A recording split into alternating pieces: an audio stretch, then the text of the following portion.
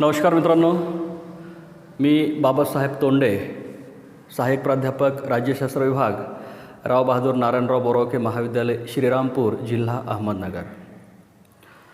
आपण MA भाग 1च्या अनिवार्य paper traditions of political thought, राजकीय विचारांची परंपरा या पेपरमधील प्लेटो या विचारवंताबद्दल मागच्या काही लेक्चरपासून बोलत आहोत. त्यांनी मांडलेले वेगवेगळे सिद्धांत किंवा विचार आपण शिकत आहोत.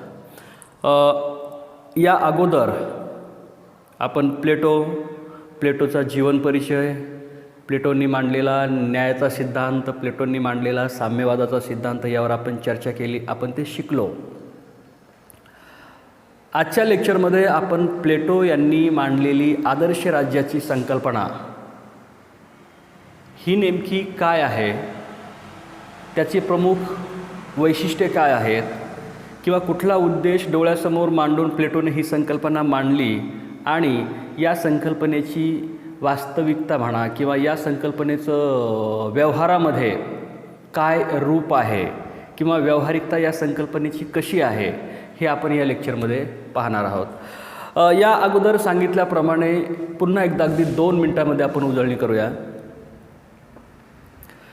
प्लेटोने जेवढे विचार मांडले त्या सर्व विचारांचा एकमेव उद्देश असा होता की प्लेटोला त्याच्या कालखंडामध्ये आदर्श राज्याची निर्मिती करायची होती.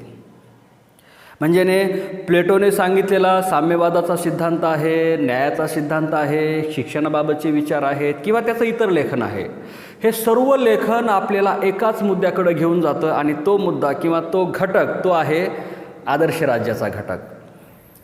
प्लेटोला आदर्श राज्याची निर्मिती करायची आहे. प्लेटोला हे आदर्श राज्य यासाठी निर्माण करायचं आहे की तत्कालीन परिस्थितीमध्ये जी लोकशाही व्यवस्था होती, ही लोकशाही व्यवस्था किती भ्रष्ट आहे किंवा तिचं अधःपतन किती मोठ्या प्रमाणामध्ये झालं आहे याबद्दल प्लेटोच्या मनामध्ये ठाम विचार बनला होता. आणि प्लेटोला वाटत होतं की ही लोकशाही आता नष्ट होण्याच्या मार्गावर आहे किंवा ह्या लोकशाहीच्या माध्यमातून कोणाचाही विकास होणार नाही, व्यक्तित्वाचा विकास होणार आहे, खास करून आत्म्याचा विकास होणार नाही, लोक समृद्ध आयुष्य जगू शकणार नाहीत. म्हणून त्याने त्यावर खूप मोठा विचार करून आपले राजकीय विचार मांडले आणि त्या सर्व विचारांचा जो मूलभूत उद्देश होता तो उद्देश असा होता की त्या सर्व विचारांच्या माध्यमातून प्लेटोला त्या कालखंडामध्ये आदर्श राज्य निर्माण करायचं होतं. म्हणजे उपलब्ध परिस्थितीमध्ये जी शासन व्यवस्था आहे त्याच्यात प्रचंड दोष आहेत, ते दोष मानवी जगण्यामध्ये खूप मोठा अडथळा निर्माण करत आहेत किंवा उच्च प्रतीचं उच्च मूल्याचं मानवी जीवन हे माणसांना जगता येत नाही. म्हणून प्लेटो आदर्श राज्य ह्या संकल्पनेची किंवा आदर्श राज्याची निर्मिती करण्याच्या उद्देशाने सर्व विचार मांडतो.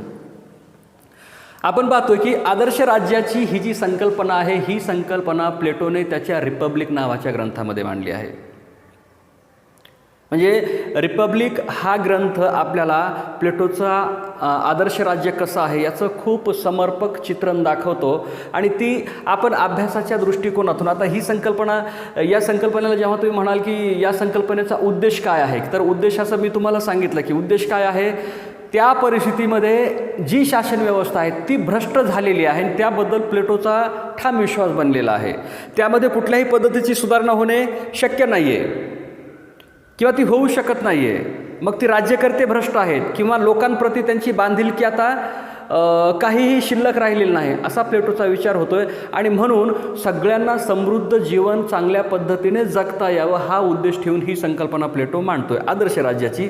तर आता ही संकल्पना आहे म्हणजे नेमकं काय आहे किंवा ह्या आदर्श राज्याच्या संकल्पनेमध्ये नेमके कोणते घटक आहेत किंवा कोणत्या गोष्टींच्या भोवती हे आदर्श राज्य फिरत राहतं यावर आपण विचार करतोय. म्हणजे आदर्श राज्य निर्माण करायचं आहे म्हणजे काही मूलभूत संरचना निर्माण करायची आहे, काही मूलभूत गोष्टींना तिथं प्राधान्य द्यायचं आहे किंवा काही गोष्टी त्या राज्यामध्ये असणारच नाहीत याचा बंदोबस्त करायचा आहे, तर हे आदर्श राज्य निर्माण होऊ शकेल, ते व्यवहारामध्ये येऊ शकेल याबद्दल प्लेटोला खात्री होती. आणि म्हणून ज्या ज्या आवश्यक गोष्टी आहेत किंवा जे आवश्यक घटक आहेत त्या सर्व घटकांचं समायोजन प्लेटो ह्या आदर्श राज्याच्या संकल्पनेमध्ये करतो किंवा त्या घटकांवर तो फोकस देतो आणि त्या घटकांना आपल्या आदर्श राज्याचे प्रमुख अंग बनवतो आणि त्यांनाच आपण आदर्श राज्याचे घटक असे म्हणतो. तर यातल्या एकेका घटकावर आपण थोडक्यात, खरं तर हे पाहिलं तर हे सर्व सिद्धांत आहेत, मोठमोठे सिद्धांत आहेत, स्वतंत्रपणे शिकण्याचे सिद्धांत आहेत. परंतु एक आदर्श राज्याचे घटक या दृष्टिकोनातून एक आदर्श राज्याची निर्मिती करण्यासाठी हा विचार किंवा ही संकल्पना, ही प्रत्येक संकल्पना कशा पद्धतीने सहकार्य करणार आहे किंवा ह्या संकल्पनेच्या माध्यमातून समाज रचना कशी असणार आहे यावर आपण थोडक्यामध्ये विश्लेषण करतोय. तर ठीक आहे, आपण इथून सुरुवात करूया. प्लेटोच्या आदर्श राज्याचा हा एक महत्त्वपूर्ण कणा आहे असं म्हटलं जातं. कोण? तत्त्वज्ञ राजा, ज्याला तो फिलॉसॉफर किंग असं म्हणतो. म्हणजे ह्या आदर्श राज्याचं संचलन करण्यासाठी तत्त्वज्ञ राजा असेल, ह्या नावातच कळतं की तो तत्त्वज्ञ असणार आहे. म्हणजे आपण बोलतो की प्लेटो नेहमी असं म्हणतो की ह्या शासन व्यवस्था चालवण्यासाठी अशा लोकांकडे राज्यकारभार दिला पाहिजे की जी लोक बुद्धिमान आहेत, विवेकी आहेत, नैतिक आहेत, तत्त्वज्ञानी आहेत आणि जीवन जगण्याच्या सर्व कला त्यांनी आत्मसात केलेल्या आहेत. ह्या जीवनाचं किंवा मानवी जगण्याचं जेवढं तत्त्वज्ञान आहे ते सर्व त्यांनी आत्मसात केलेलं आहे. म्हणजे बौद्धिकदृष्ट्या उच्च प्रतीचे असणारे हे लोक आहेत की ज्यांच्या हातामध्ये प्लेटो त्या देशांचा राज्यकारभार देऊ इच्छितो. आणि हा जो तत्त्वज्ञ राजा आहे, हा तत्त्वज्ञ राजा म्हणजे सर्व गुणसंपन्न व्यक्ती आहे. सर्व गुणसंपन्न आहे म्हणजे तो बुद्धिमान आहे, तो नैतिक आहे, तो विवेकी आहे, त्याला समाज हित कशात असतं हे कळतं, त्याला आपल्या राज्याचा विकास कसा करायचा हे कळतं. किंवा हा राजा, हा तत्त्वज्ञ राजा सर्व वैयक्तिक मोह, वैयक्तिक इच्छा, वैयक्तिक आकांक्षा यापासून स्वतःला खूप दूर ठेवणार आहे आणि आपली सर्व क्रयशक्ती ही राज्याच्या विकासासाठी किंवा नागरिकांच्या विकासासाठी खर्च करणार आहे. म्हणून तो ह्या संकल्पनेचा किंवा ह्या आदर्श राज्यातला एक मूलभूत आधार असणार आहे.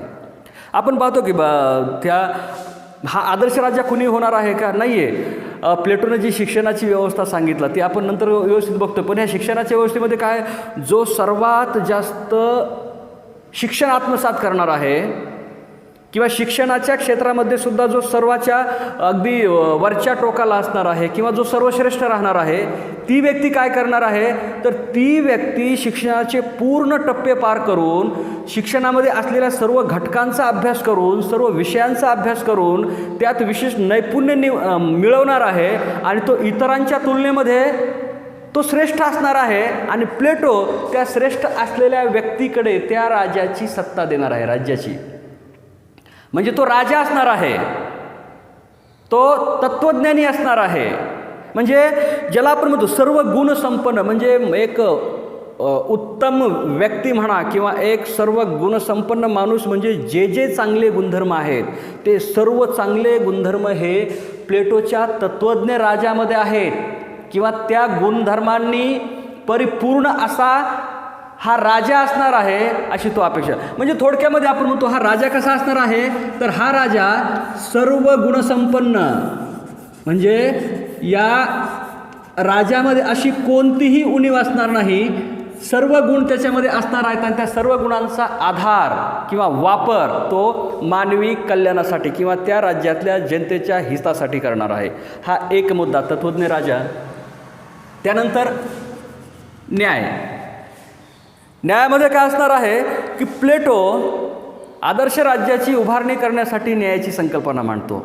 मग ही न्यायाची संकल्पना आपण या अगोदर अभ्यासू. ही न्यायाची संकल्पना काय आहे की प्लेटो आदर्श राज्यामध्ये समाजाचं असं वर्गीकरण करतो. हे वर्गीकरण काय करतो, तो असं तो स्पष्टपणे सांगतो की कुठलाही माणूस असेल त्या माणसाच्या अंतर्गत 3 प्रकारच्या प्रमुख भावना असतात आणि ह्या तिन्ही भावनांपैकी एक भावना ही श्रेष्ठ असते.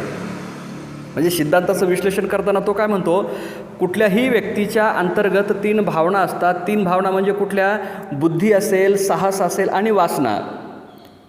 म्हणजे ह्या 3 भावना प्रत्येक व्यक्तीच्या अंतर्गत आहेत, परंतु प्रत्येक व्यक्तीमध्ये या तिन्हीपैकी एक भावना श्रेष्ठ असते आणि ती भावना इतर दोन्ही भावनांच्या तुलनेमध्ये प्रभावी असल्यामुळे त्या भावनेनुसार त्याला काम मिळालं पाहिजे. मग आपण पाहिलं की ह्या न्यायाच्या सिद्धांतामध्ये प्लेटो काय करतोय, भावनेच्या आधारे समाजाचं वर्गीकरण करतो आणि वर्गीकरण करून प्लेटो प्रत्येक वर्गाला स्वतंत्र कार्य देतो किंवा एका प्रकारे कार्याचं वाटप करतो. म्हणजे इथं आपण पाहू शकतो न्यायाच्या सिद्धांतामध्ये प्लेटो बुद्धी, साहस, वासना यांच्या आधारे 3 वर्ग करतो. ते 3 वर्ग म्हणजे बुद्धीच्या आधारे शासक वर्ग, साहसाच्या आधारे सैनिकी वर्ग आणि वासनेच्या आधारे उत्पादक वर्ग.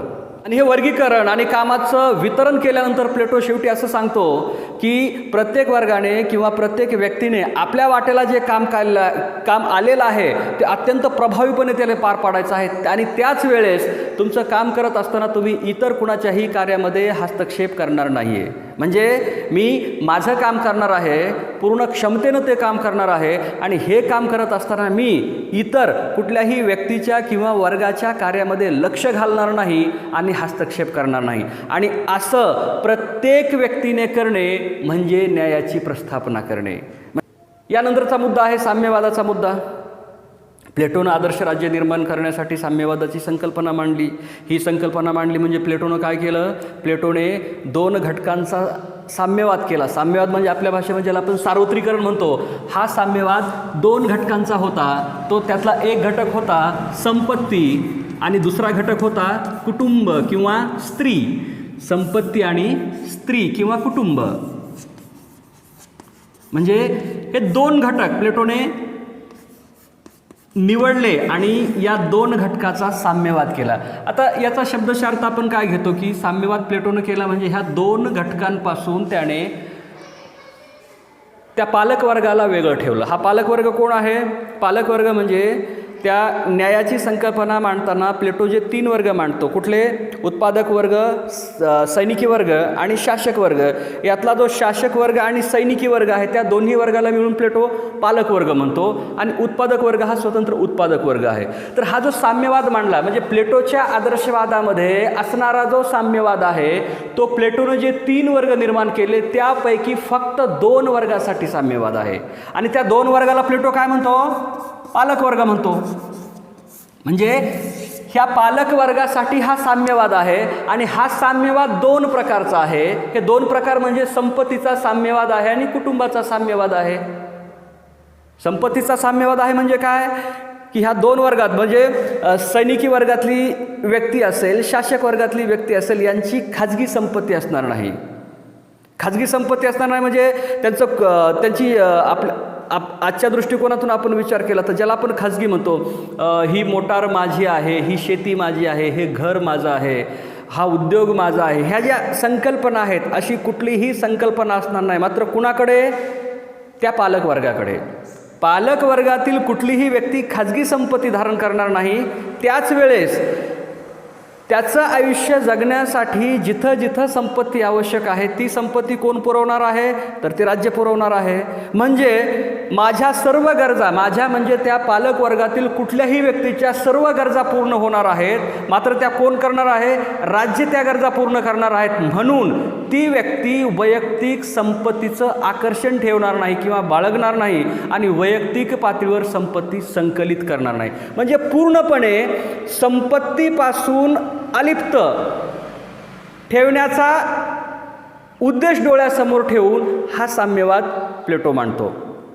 इथं एक साधी गोष्ट लक्षात ठेवायची कायमस्वरूपी, प्लेटो जेव्हा संपत्ती आणि कुटुंबाचा साम्यवाद करतो तेव्हा प्लेटोच्या मनातली धारणा अशी आहे की हे 2च घटक आहेत. कोणते? संपत्ती आणि स्त्री, जे माणसाला भ्रष्ट बनवतात, जे माणसाला आपल्या उद्दिष्टांपासून वेगळं ठेवतात किंवा ज्या गोष्टी अशा आहेत की ज्या माणसाला आपल्या उच्च ध्येयापर्यंत पोहोचू शकत नाहीत किंवा त्यामध्ये खूप मोठे अडथळे निर्माण करतात. म्हणजे संपत्तीच्या लालसेपोटी किंवा संपत्तीच्या मोहापोटी माणसं अनैतिक कृत्य करतात, माणसं कायदा मोडून कामं करतात, यामधून त्याचा वैयक्तिक स्वार्थ साधतो मात्र संपूर्ण समाजाचं किंवा राज्याचं नुकसान झालेलं असतं.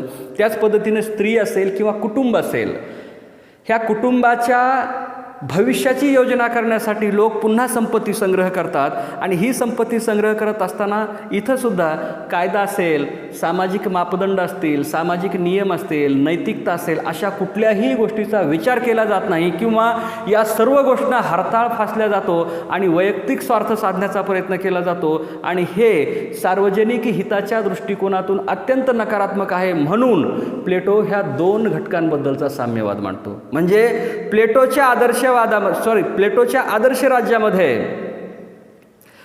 त्या शासक वर्गाला आणि सैनिकी वर्गाला स्वतःचं कुटुंब असणार नाही, स्वतः ते संपत्तीचा संग्रह करणार नाहीत किंवा संपत्तीबद्दल त्यांच्या मनामध्ये कसलीच इच्छा, मोह, लालसा असणार नाही, असा हा साम्यवाद आहे. मात्र त्याच वेळेस तो असंही सांगतो की संपत्तीच्या बाबतच्या सर्व गरजा आहेत ते राज्याकडून पूर्ण होतील, त्याचबरोबर माणसाच्या ज्या भावनिक शारीरिक गरजा आहेत, प्रामुख्याने स्त्री पुरुष संबंध, याबद्दल सुद्धा तो स्वतंत्र योजना मांडतो आणि त्या समाजातील स्त्रिया आणि पुरुष यांचं कृत्रिमरित्या का होईना परंतु शारीरिक मिलन कसं होईल यावर तो स्वतंत्रपणे विचार मांडतो आणि मानवी शारीरिक, ज्याला आपण नैसर्गिक भावना म्हणतो, त्या भावनांच्या सुद्धा परिपूर्ततेचा विचार प्लेटोने त्याच्या आदर्श राज्यामध्ये केलेला आहे. ठीक आहे, तर त्या सिद्धांतामध्ये आपण यावर सविस्तर बोललो आहोत.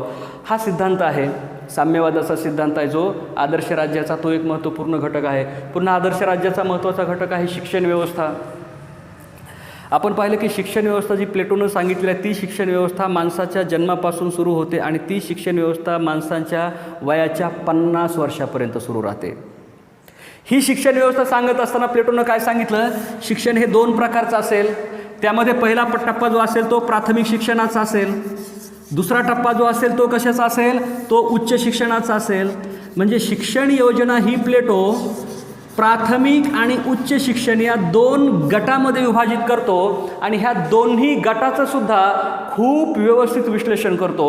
तो प्राथमिक शिक्षणाला बघा, प्लेटो जन्मापासून ते वयाच्या 20 वर्षापर्यंत तो प्राथमिक शिक्षण सांगतो. त्याच्यामध्ये सुद्धा जन्मापासून 6 वर्षाचा एक टप्पा, 6 वर्षापासून 18 वर्षाचा एक टप्पा, 18 वर्षापासून 20 वर्षापर्यंतचा तो एक टप्पा असेल. हे झालं प्राथमिक शिक्षण. जे उच्च शिक्षण आहे ते 20 ते 30 या वयोगटाचा एक टप्पा असेल, 30 ते 35 पुन्हा एक टप्पा असेल आणि 35च्या नंतरसुद्धा अध्ययन, चिंतन, मनन, राज्यकारभार, सार्वजनिक सेवा यामध्ये दिलेलं योगदान हे सुद्धा वयाच्या 50 वर्षापर्यंत असणार आहे. आणि याचं विशेष गोष्ट अशी आहे, तो प्रत्येक टप्प्यावर ते वय, त्या व्यक्तीची बौद्धिकता, त्या व्यक्तीचा ज्या दृष्टिकोनातून विकास करायचा आहे त्याबाबतच्या ठरवलेली धोरणं या दृष्टिकोनातून अभ्यासक्रमाची रचना करतो. म्हणजे तो अभ्यासक्रम डिझाईन करत असताना त्या वयाला जे पेलेल किंवा त्या वयामध्ये जे आवश्यक आहे त्या गोष्टीवर तो लक्ष देतो. म्हणजे साहजिक आहे, तो काय म्हणतो, समजा जन्म झाल्यापासून वयाच्या 6 वर्षापर्यंत ज्या गोष्टीवर फोकस दिला जाईल त्यामध्ये प्रामुख्याने धार्मिक गोष्टी त्या मुलांना सांगितल्या जाव्यात, त्या अत्यंत सरळ, साध्या आणि सोप्या भाषेमध्ये सांगितल्या जाव्यात, त्यांच्यावर धार्मिक संस्कार करण्याचा प्रयत्न केला जावा. कधी? वयाच्या 6 वर्षापर्यंत. 6 ते 18पर्यंत म्हणजे त्याचा शारीरिक, बौद्धिक, मानसिक विकास होण्याच्या दृष्टिकोनातून ज्या गोष्टी आहेत त्या सर्व गोष्टीचा पुरवठा त्या शिक्षणाच्या माध्यमातून झाला पाहिजे असं तो म्हणतो. 18 ते 20 या टप्प्यामध्ये काय सांगतो, लष्करी शिक्षणावर तो भर देतो. आणि लष्करी शिक्षणावर भर देत असताना आपण बघा हे पाहतो की प्लेटोची जी शैक्षणिक किंवा शिक्षणाची रचना आहे त्या रचनेच्या प्रत्येक टप्प्यावर एक वर्ग निर्माण होतो. म्हणजे 20 वर्षानंतर म्हणजे एखादी व्यक्ती किंवा एखादा तरुण आहे, तरुणी आहे, कुणी आहे, जन्म झाल्यापासून 20 वर्षानंतर शिक्षण झालं की त्याच्या एका परीक्षेचं आयोजन करतो प्लेटो. त्या परीक्षेमध्ये जे उत्तीर्ण होत आहेत ते कुठं जात आहेत, ते साहजिकच उच्च शिक्षणासाठी पुढं जात आहेत. परंतु जे अनुत्तीर्ण होत आहेत किंवा नापास होत आहेत त्या लोकांसाठी प्लेटो एका वर्गाची व्यवस्था करतो आणि तो वर्ग कुठला असणार आहे, तो वर्ग उत्पादक वर्ग आहे. म्हणजे उत्पादक वर्गामध्ये कोण असणार आहे, तर 20 वर्षापर्यंत शिक्षण घेतल्यानंतर प्लेटो एका परीक्षेचं आयोजन करतो आणि ही परीक्षा ज्याला जमणार नाही आहे किंवा या परीक्षेमध्ये जे अनुत्तीर्ण होणार आहेत हे अनुत्तीर्ण होणारे लोक म्हणजेच प्लेटोच्या आदर्श राज्यातील उत्पादक वर्ग आहे. मग ते उत्पादक वर्ग, एकदा ते उत्पादक वर्गामध्ये गेले म्हणजे ते पुढच्या शैक्षणिक प्रक्रियेपासून आता स्वतःला ते बाजूला ठेव, म्हणजे यांचं शिक्षण कुठपर्यंत झालं, यांचं वयाच्या 20 वर्षापर्यंत शिक्षण झालेलं आहे. इथून पुढं वयवर्ष 20 ते 30 हा एक 10 वर्षाचा शिक्षणाचा कालखंड किंवा महत्त्वपूर्ण टप्पा प्लेटोनं सांगितला. त्यामध्ये पुन्हा लष्करी शिक्षण आहे, शारीरिक विकासावर भर देणारं शिक्षण आहे, पुन्हा बौद्धिक मानसिक विकास होण्यावर भर दिलेलं शिक्षण आहे. त्यामध्ये पुन्हा खास करून तो भूगोलाचा, खास करून तो गणिताचा, तर्कशास्त्राचा, खगोलशास्त्राचा समावेश करतो त्या अभ्यासक्रमामध्ये. आणि त्या 30 वर्षापर्यंत जे दिलं जाणारं शिक्षण आहे त्याचा डोळ्यासमोर असा उद्देश ठेवतो की यातून आता 2 वर्गाची निवड होणार आहे किंवा 2 वर्ग ठरवले जाणार आहेत. त्यासाठी तो पुन्हा एक परीक्षेचं आयोजन करतो.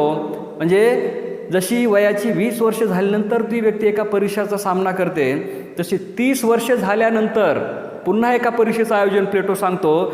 त्या परीक्षेमध्ये जे उत्तीर्ण होतील ते पुढच्या वर्गासाठी, कुठल्या शासक वर्गासाठी किंवा पुढच्या शिक्षणासाठी असतील, आणि जे अनुत्तीर्ण होणार आहेत ते कुठे जातील, सैनिकी वर्गामध्ये. म्हणजे 20 वर्षानंतर जी परीक्षा होते ती उत्पादक वर्ग कोण असेल हे ठरवते, आणि 30 वर्षानंतर जी परीक्षा होते त्या परीक्षेमध्ये सैनिकी वर्ग ठरवला जातो. आणि त्या परीक्षेमध्ये जे पास होत आहेत ते पास होत आहेत म्हणजे ते पुढील शिक्षणासाठी पात्र होत आहेत. आणि त्याच वेळेस एका शेवटी किंवा सर्वात उच्च वर्ग असणार आहे शासक वर्ग, त्या वर्गाची सुद्धा याच परीक्षेच्या माध्यमातून निर्मिती होते. म्हणजे बघा, ही जी शिक्षण व्यवस्था आहे ह्या शिक्षण व्यवस्थेचं प्रमुख वैशिष्ट्य असं आहे की उत्तम प्रतीचा, उत्तम दर्जाचा, उत्तम ज्ञान असणारा किंवा उत्तमरित्या बौद्धिक मानसिक शारीरिक विकास झालेला माणूस हा आदर्श राज्याचा नागरिक बनवायचा आहे. आणि तो कसा बनवता येईल या दृष्टिकोनातून हा सर्व आटापिटा ज्याला म्हणतो की दीर्घकालीन चालणारी ती शिक्षणाची प्रक्रिया, टप्प्याटप्प्यावर होणारा अभ्यासक्रमांमधील बदल, टप्प्याटप्प्यावर होणाऱ्या परीक्षा, त्या परीक्षेच्या माध्यमातून त्या व्यक्तीकडे दिल्या जाणाऱ्या जबाबदाऱ्या किंवा तो केला जाणाऱ्या विशिष्ट वर्गामध्ये त्याचा समावेश, ही प्लेटोच्या आदर्श राज्याची शिक्षण व्यवस्था एक प्रमुख घटक आहे. म्हणजे त्या आदर्श राज्यामध्ये जर ही शिक्षण व्यवस्था नसेल तर यापैकी काहीही घडणार नाही आहे, म्हणून हा मूलभूत घटक म्हणून आपण त्याला ओळखतो. आता ह्या बाकीच्या ज्या गोष्टी आहेत, जसं की हे श्रमविभाजन आहे, आपण यापूर्वी पाहिलं, आता आपण चर्चा केली. काय चर्चा केली?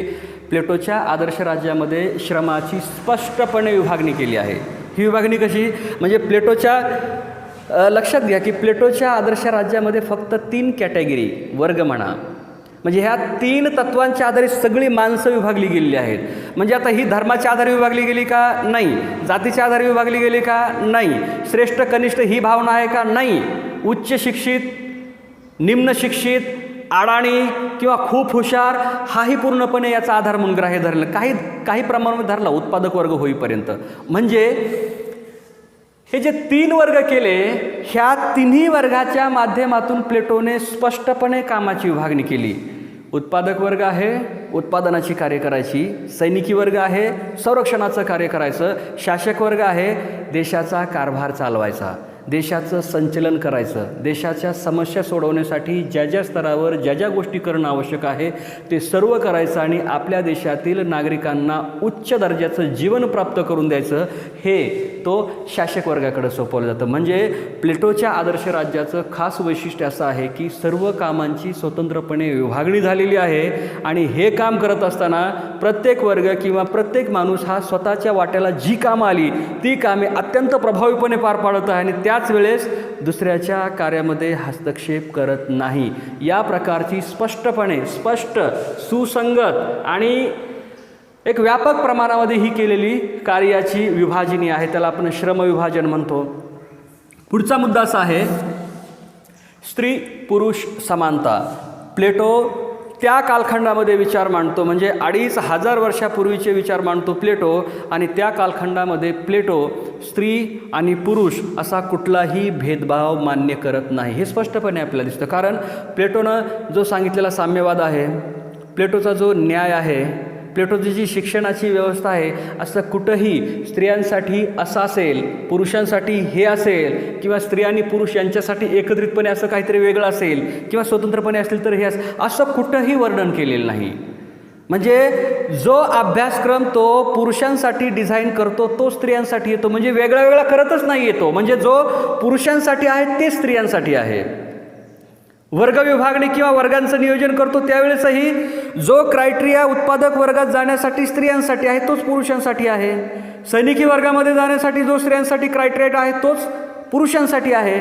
म्हणजे प्लेटोनं त्या कालखंडामध्ये मांडलेला हा अत्यंत अत्याधुनिक विचार आहे. या दृष्टिकोनातूनही आपल्या इथं पाहावं लागेल. म्हणजे प्लेटो म्हणतो की असं नाही की हे स्त्रियांना पेलणार नाही किंवा हे पुरुषांचं कार्य नाही किंवा यामध्ये दोन्हीमध्ये भेदाभेद आहे अशी कुठंही भूमिका घेत नाही. म्हणजेच स्त्री आणि पुरुष यांच्यातील समानता जी आजही जागतिक स्तरावर बघतो की हा आपल्या सर्व अखिल मानव जातीपुढचा हा प्रश्न आहे. जशा ज्या प्रमुख वेगवेगळ्या समस्या आहेत त्यामध्ये ही समस्या स्त्री पुरुष समानता. आणखी समजा भारताच्या सर्व स्तरावर, सर्व पातळ्यांवर, सर्व प्रदेशांमध्ये, सर्व जाती जमातींमध्ये आणखी स्त्रियांना पुरुषांच्या बरोबरीचं स्थान मिळालेलं नाही. ठीक आहे, मोठ्या प्रमाणामध्ये मिळाला असेल परंतु सर्व स्तरांपर्यंत तो विचार आणखी पोचलेला नाही. हा विचार प्लेटो या कालखंडामध्ये इसवी सन पूर्व 427 ते इसवी सन पूर्व 347 या कालखंडामध्ये हा विचार मांडून आपण खूप काळाच्या पुढं पाहतोय असा एक प्रकारचा संदेश प्लेटो या विचारातून येतो. ठीक आहे, स्त्री पुरुष समानता हे एक महत्त्वाचं वैशिष्ट्य आहे. त्यानंतर हे अमर्याद सत्ता याचा अर्थ काय? आता ही अमर्याद सत्ता कुणाची आहे? ही अमर्याद सत्ता आहे या तत्त्वज्ञ राजाची. आता तत्त्वज्ञ राजा असेल किंवा एखादा समूह असेल ज्याच्या हातामध्ये राज्याचा पूर्ण कारभार असेल, तर हा जो राजा आहे, जो या देशाचा कारभार चालवत आहे, त्या राजावर कुणाचंही नियंत्रण असणार नाही असं प्लेटो म्हणतोय. आता नियंत्रण का असणार नाही त्याचं प्रमुख कारण हे प्लेटोनं सांगितलं आहे. तो तत्त्वज्ञ आहे. राजा कसा आहे? तो तत्त्वज्ञ आहे. त्याला सर्व गोष्टींचं मूलभूत ज्ञान आहे अशी प्लेटोची धारणा आहे. म्हणजे सत्ता अशा व्यक्तीकडे गेलेली आहे किंवा दिलेली आहे जो इतर लोकांच्या तुलनेमध्ये सर्वश्रेष्ठ आहे. आणि जर तो इतरांपेक्षा खरोखरच सर्वश्रेष्ठ असेल तर खरंच जे त्याच्यापेक्षा कनिष्ठ आहेत अशा लोकांनी त्यावर नियंत्रण ठेवायचं का?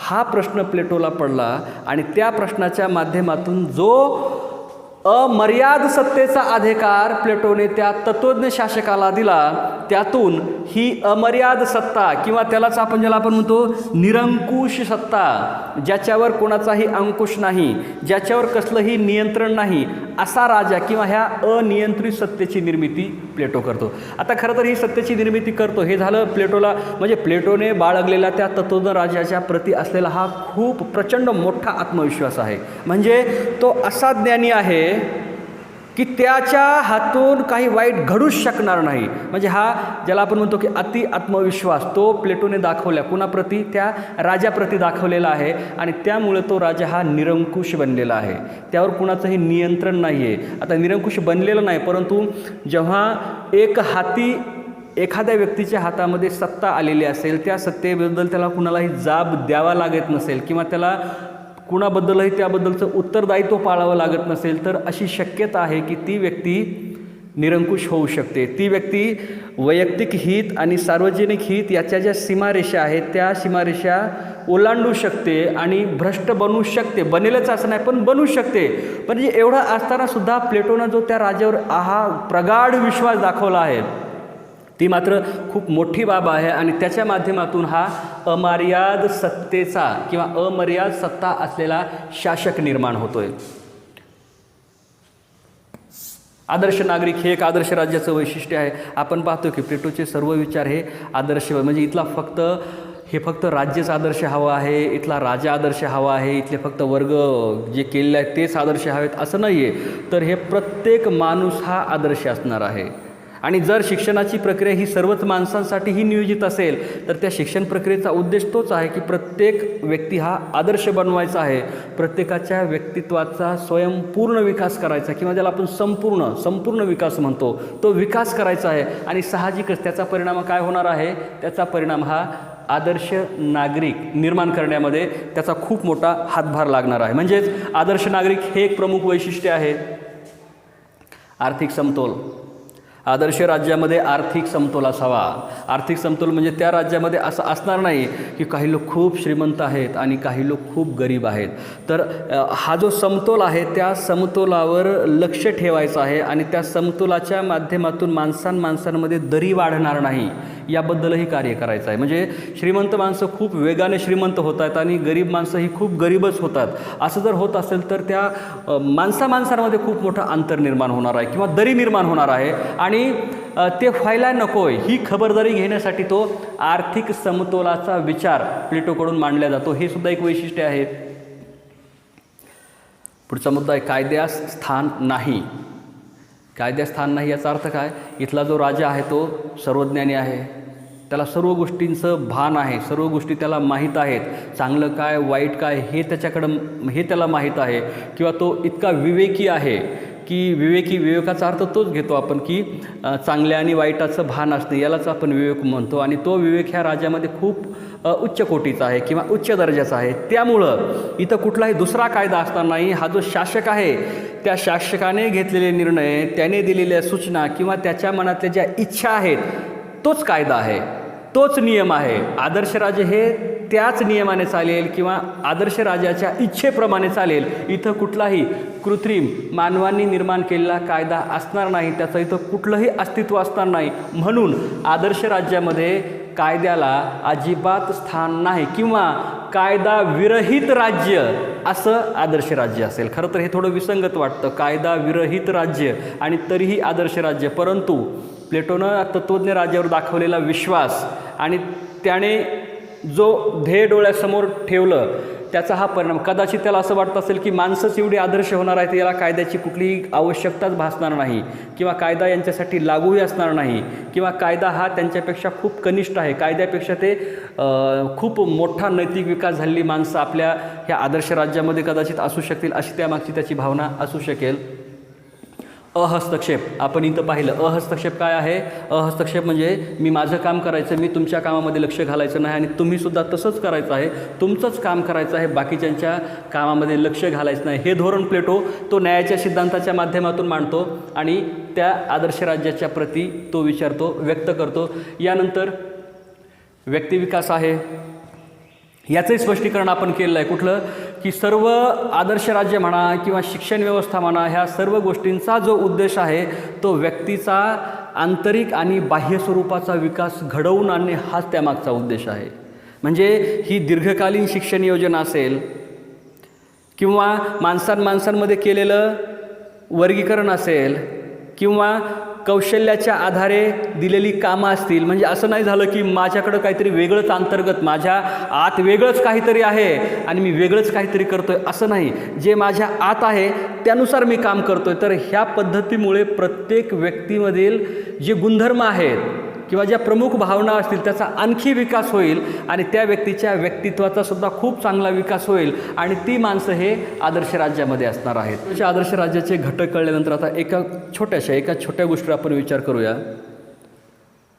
खरंच आदर्श राज्य हे अस्तित्वात येऊ शकेल का? म्हणजे ह्या सर्व सिद्धांताचा विचार जर केला म्हणजे तो न्याय, पुन्हा तो तसा मोठा एवढा सिद्धांत, माणसांचं वर्गीकरण वगैरे वगैरे XYZ.